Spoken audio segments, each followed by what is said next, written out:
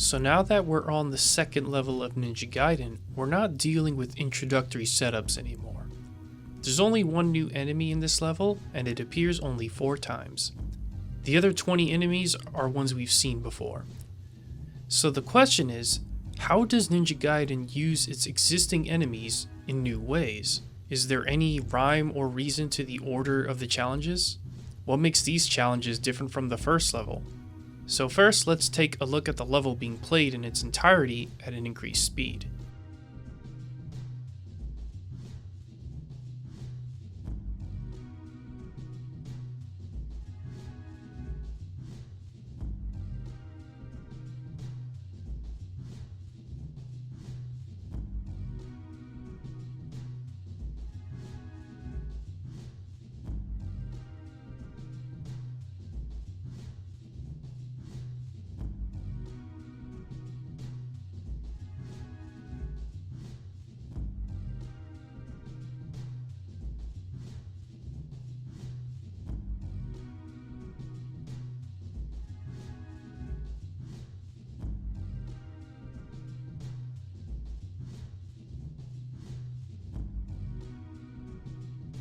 The level starts with a biker on an elevated platform.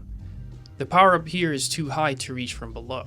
Next you have this little dip here, and the way the power up container here is placed, it provides another opportunity for a drop slash challenge. And the variation here is that it's farther away from the ledge compared to the ones in the first level.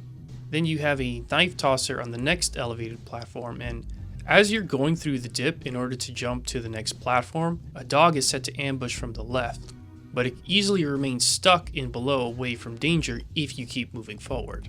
A note is that the power-up containers here are higher than usual. The next power-up container here is set off the platform, so if you miss, there's a sort of soft punishment where you have to jump back up to have another go at it.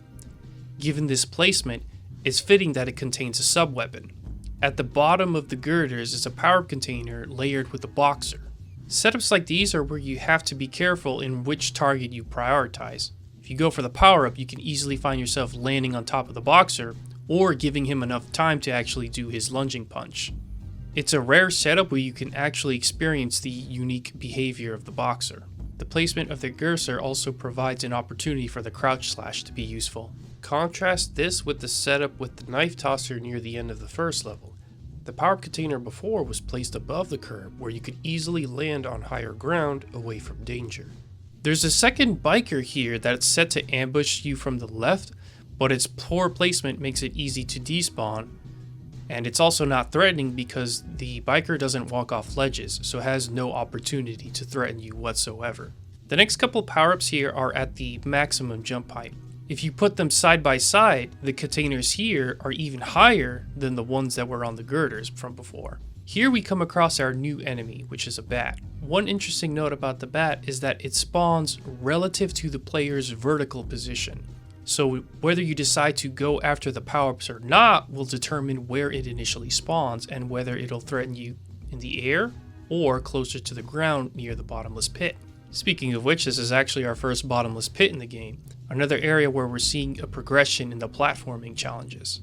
The platforming challenge immediately escalates where you have to jump on a narrow platform that's 3 tiles above the ground and then to another elevated platform where a boxer will appear by the time you land. Now contrast this to the wall jumping sections in the first level. This is the first example of an enemy appearing during a jump over a pit rather than afterwards. Its placement is also closer to the ledge than that of the knife tosser earlier in the level on the girders. There's a second bat here that is set to ambush you from the left, but it can be easily despawned if you just continue moving forward. Next you have a setup with the power-up containers that's fairly similar to the one in the first level, only it's much farther away from the edge of the platform. So there's a clear and obvious escalation to the progression in the challenges with how even the power-up containers are placed here. It's fitting that the higher one has the windmill throwing star power-up in it, given that there's more of that soft punishment if you were to miss it the first time down. But kind of like how I covered in the first video, the tuning is not set so that you can get both of them in one fall. Afterwards is a knife tosser at the bottom of the drop.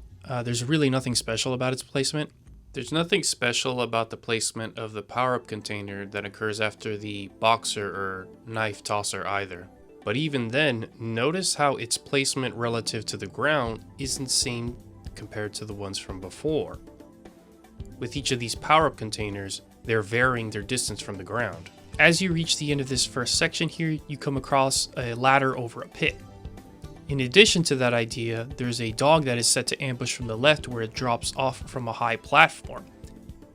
The challenge is set so you can either take on the dog or avoid it and keep moving forward. There's another power-up container here that's high off the ground that's a similar challenge to the one earlier with the windmill shuriken. In the next section, after you climb atop the ladder, is a biker on a lower platform. Now what's interesting about this setup is that the placement of the biker is to slow down the player enough to make the ambush with the bat from the left side of the screen more effective, whether it's waiting, trying to hastily jump over, or dropping and attacking. Another funny thing about the bat is how it follows over platforms and can still pressure you even as you get to the ladder to platform back up and continue onward. The power-up container here also serves the level design with the bat ambushing from the side. In the next set piece, a dog is set to ambush you as you approach the second power-up container on this lower platform here. The dog will jump over the pit to endanger you, so things can play out very differently if you stop and face it down or continue onward. The boxer is also set up to spawn if you move just one tile forward from where the dog is set to ambush. Of course, you can also move in such a way to where you're simplifying the challenge and only handling one enemy at a time. Another note is with the power-up containers in this section. So the second one on the lower platform can put the player in a disadvantageous position where the player's in the air by the time the dog spawns in. The first one is placed near the very edge of the platform to where it's a riskier jump to try to get it on the first jump down.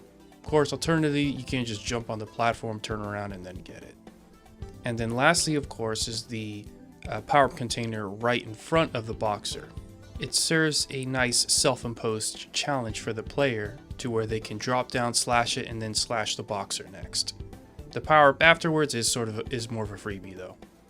Next is a 4-tile wide gap, which from the elevated platform that you're on, you can easily cross. However, it also serves as a point of no return.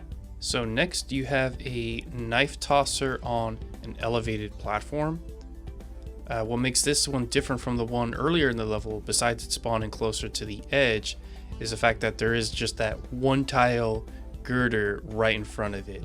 So any additional opportunity where the player may stumble or fumble is more time for the knife tosser to walk off the ledge into a different position to where it can hurt the player. There's a second knife tosser afterwards in the same setup, which would otherwise be redundant if not for the power-up containers providing a distraction for it to walk off the edge. This is something that the other walking enemies don't do. The power-up container is placed too high, so you have to go up the platform and then jump back for it. This gives time for the knife tosser ahead. And right afterwards we have another boxer layered with a power-up container so that you can get both in one jump.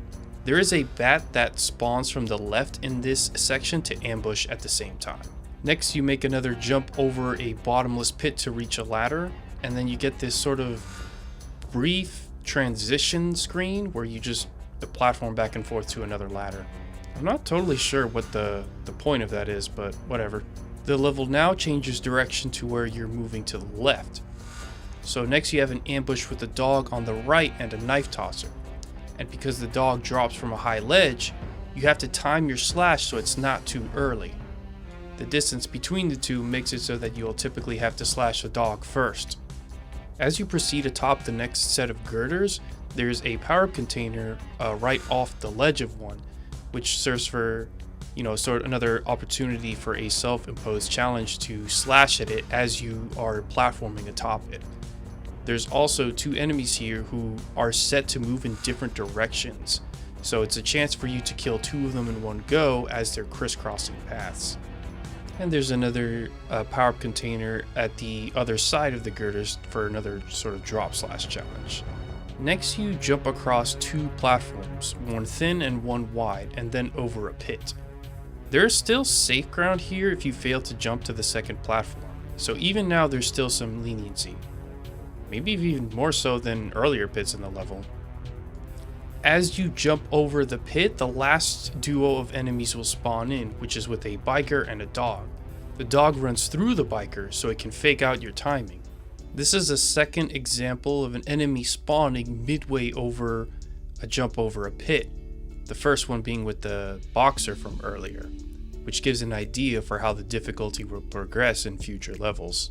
Because the lower platform occurs after a 4-tile gap, it's another sort of, not quite point of no return. You can still jump backwards, but it'll effectively reset the challenge. It's one where you can't go back. The last power-up container here is definitely another freebie.